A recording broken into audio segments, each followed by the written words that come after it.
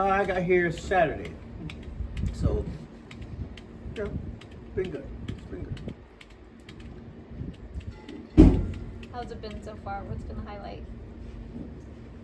I've enjoyed the games.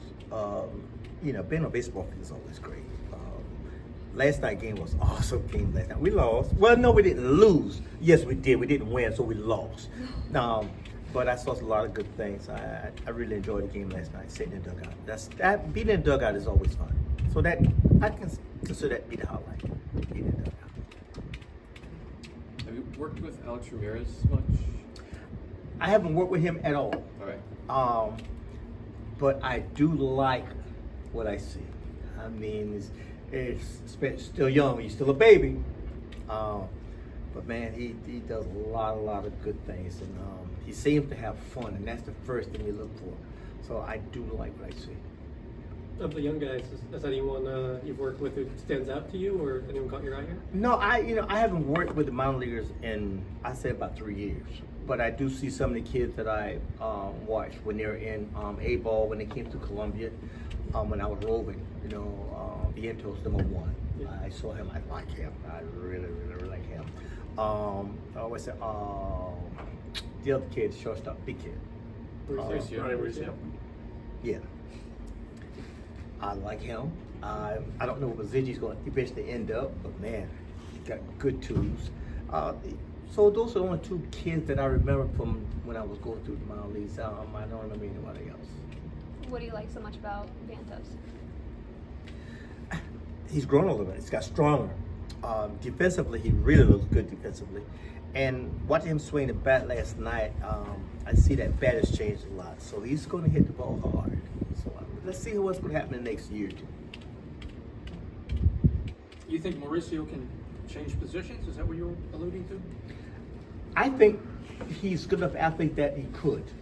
And I think that's always positive for any organization to have a guy that can be able to play other positions, because you never know what's in the future. You might have a guy who, the position he's at right now might be the best spot for him. So it's good to have that one guy that can go other places and move, So, and I think, I have no doubt that if he had to move, he would, I don't think we'll face him in the least. It looks like he's going to be able to fill out too, right? Oh, I hope he don't fill out too much for it. He's big enough as it is. But yeah, he's, I like him, but playing that short, we got a pretty good shortstop right now. So I don't think he's going anywhere in which time soon. So that's why it's always not to have a kid like that, if this year is this year, next year is this year, that we have a spot for him. Any thoughts on Beatty? Have you noticed Beatty at all? I watched him a little bit last year. I do like him. Unfortunately, he got hurt, and he didn't get to finish the season. But I do like it. I like his energy. Big kid. Interesting to see what his end product is going to be there. But I do like him. He played a great deal last night. Played great third base last night. So it looks like he's going to be a good one. I do like it. Yeah. Is it true that they're not having old timers this year because everybody was so intimidated by you last year? You kidding me? Man, I done worked out all week, all year, man, for the Old Timers Day. No, I haven't heard anything about Old Timers Day, but I don't see them having it again. If they do, I haven't heard, but I haven't heard about it. But Old Timers Day is good once every now and then, but I don't think you can do that every year. It's tough. Be tough on the body, really tough. Tough on Jay too. Jay go crazy over stuff like that. Jay is such a perfectionist when it comes to that, and he has such a great relationship with the guys, and he wants everyone to enjoy it. And I think last year, it was such an enjoyable time. It would be tough to repeat that. It really would be tough to repeat that. How's the catering business? The catering business is going pretty well. Is actually going better than what we expected at this point. The first year is all about just getting people to understand what you're doing, what your goals are, and to get your name out there. We didn't expect as many requests as we get right now, but we're able to handle it, and that's the good part about it. So it's a good problem, put it that way. But I enjoy where we're headed right now, and it's only going to get better. When did you start it? We started a year ago. Okay. A year ago. Officially, I think November is when we really officially unveiled it because we came down to fantasy camp and catered to fantasy camp for 2 weeks, and so that was good. But we've been cooking long before that, but officially a year ago. What kind of food is it? A variety of foods, but mostly it's Southern cuisine kind of thing. But we're a little versatile. We can cook a little bit of everything. You know, we don't cook hot dogs. We don't do we don't do hot dogs, but we do the basic Southern dish: pulled pork, ribs, mac and cheese. We do pork sirloins. We do beef tenderloins. We do a lot of stuff. We don't do pasta. Why we don't do pasta? So. But other than that, we're pretty good. Sounds good. Yeah. Are you doing the cooking? I do a lot of it. Yeah. I do a lot of it. Everything that we cook is recipes that was passed down from my mother. So all the brothers, and so we all cook the same. There's no difference. We do experiment with different things and stuff like that. As a matter of fact, I have a pork tenderloin I'm experimenting with now. You're gonna love it. It's gonna be great. But yeah, it's good. I do a lot of cooking. Most of the baking, I would say I do most of the baking. Other than that, everybody else kind of do their own thing. Where is it based out of? South Carolina. We are 100% mobile. We took the task of building a 20-foot kitchen. It's a trailer. There was a boat trailer I owned years ago. The boat's been gone. So I had the trailer, so we decided to make a grill out of it. And instead of making a grill, we made a kitchen. So it has almost 12,000 square inches of cooking space on it. We have hot water, running water. We have an oven, and everything else that you need to be in the kitchen. So it's his thing. How come you didn't bring any for us? Huh? How come you didn't bring any for us? Believe me, they would have if I'd asked them to. So what's it called? It's called Legacy Catering. We called it Legacy Catering after our mother, who cooked for the school system for ages, and that's how we learned how to cook. So we figured it would be great to continue the cooking that she taught us, and she enjoyed watching people eat. So. What was her number one dish? What was your favorite dish? Man, I don't know. When you cook, there's so many dishes that you enjoy. I think the two things that I enjoy watching people eat, because normally they never had it the way we cook it, that's mac and cheese and yams. People have never eaten it the way we do mac and cheese, and so yeah. I'm interested. Yeah, how do you do it? What's unique about it? I don't want to know. I just want to eat. Yeah, no. Well, the mac and cheese takes about 2 hours to cook. Well, that's cooking time. And, prep time. Not kind of prep time. Yams are very, very delicate because you have to cook them slow, very slow. If you don't, you burn them up. And they're outstanding. They're really good. They're good. Thank you. I've been down here since, what was it? Sunday. Just this last Sunday. Yeah, just a couple days. What's the experience been like so far? It's been a blast actually, because be back in uniform, with a Mets uniform, and being around the players, and just being on the field again is nice, and it's fun because I get to try to observe like what's going on, like how Buck runs his program, what the players are doing, how they're preparing.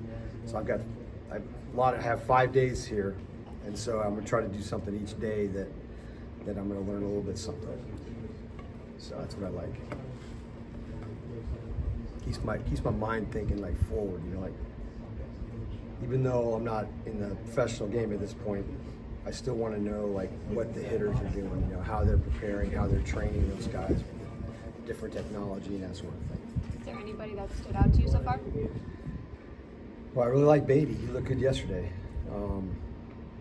But I like what I see from all the players, really. I mean, they all look fantastic. And I think, Buck's second year, so he's going to have a good feel for everybody, the kids that they're going to rely on possibly this year. So it's just a matter of those guys getting some experience, and find out, who can do what, and then get that depth that you need, because you know what's going to happen. Someone's going to get hurt. You don't never want that, but it's probably going to happen. So you just want to make sure you have enough players that you can trust, that can come up and fill that gap. What did you like about Beatty? It's like the way he plays the game. He plays the game hard and consistent. You know, like some guys you might see, they'll run hard through the bag or around the base, you know, on a base hit. Once they get to first base, you know, they're not really looking to get to second, you know. But he'll get on base, puts a good at bat together, gets a base hit, and he's looking to steal.